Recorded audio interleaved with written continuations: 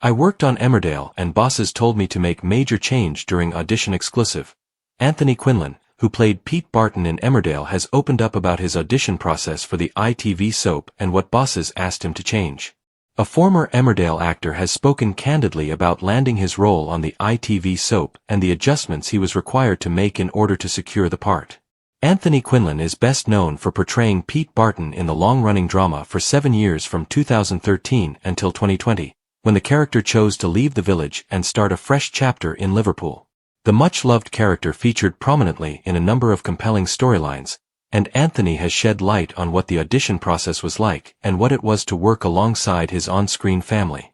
Speaking on behalf of freebets.com, the home of the best slot sites, Anthony, from Manchester, said, "A friend of mine was actually auditioning for the character of Pete at the time and I wasn't even aware the audition process was happening. I later had an audition in London, then a second round in Yorkshire and then a screen test.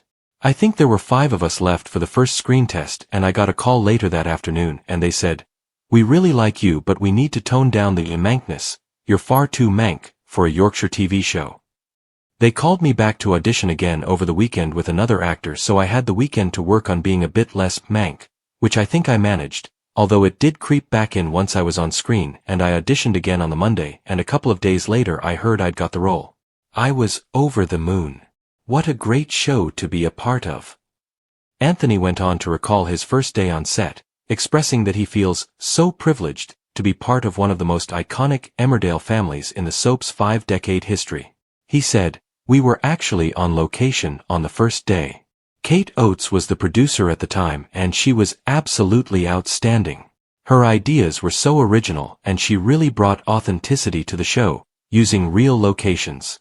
So on the first day it was myself and Joe Gill, who played Finn Barton, working on the farm with Bill Ward, who played our dad James Barton, and a director called Duncan Foster, who was brilliant at easing us in.